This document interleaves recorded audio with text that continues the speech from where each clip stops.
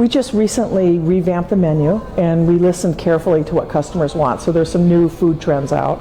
About 2 months ago, we came out with a new menu that has a lot of gluten-free items, many more vegetarian items. You know, people are very concerned about health.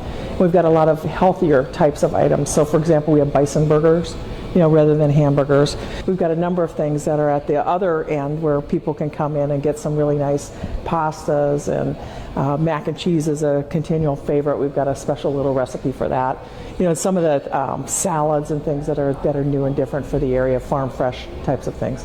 We actually have some new stuff on there. Our macaroni and cheese was one of our favorites for a really long time by many of our regular customers, and they actually changed it, so now we kind of have like a new kick to it, a new fresh start to our mac and cheese, so it's really, really good. It's actually one of my personal favorites, and you can add crab or shrimp or chicken, and any of the options are really good with it. We produce a couple products. One is a corn whiskey, and we've won an international award with that. We placed in the bronze category for everything throughout the country.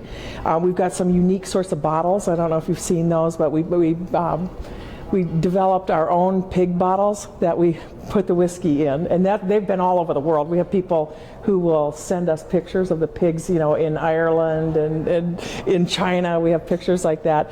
The other thing, though, too, that's unique for what we're doing is we're the only buckwheat whiskey producer in the country, and we started that because of Preston County. That's got a real farm theme. We were trying to keep with the farm theme that you see in the courtyard. And so we've got some really unique things over there. Tractor grills, for instance, are along the wall, and they form light fixtures.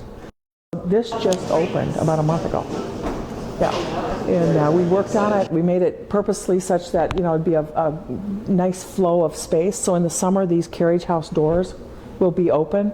I don't know if you saw over here, but we took the booths. I had been down to the Biltmore Estates in Asheville, near Asheville, and they had a place called the Stables. That's a restaurant that had been the old stables there.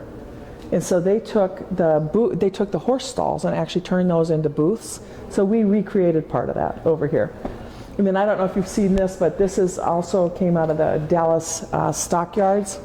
I was down there, and they had some of the old hotels that were from the 1800s, you know, and this continuous sort of belt system for the fans was something that I saw people just sitting there. They were mesmerized by it. So I said, we'll do that here. So what we wanted this to be like was, you know, you're living on the farm, and you come into the city. And what do? You get your horse shoed. Okay, so that over there is that's an antique Farrier bellows system where they would put the horseshoes to heat them up. So we made the fireplace out of that. You know, you get your horseshoed, you come in, you sit at the saloon. So we actually added a little bar area here, and you're going to see some entertainment. These doors open up, so in the summer they'll be open, and when we have the bands on Saturday night, it'll be kind of a whole flow of the area.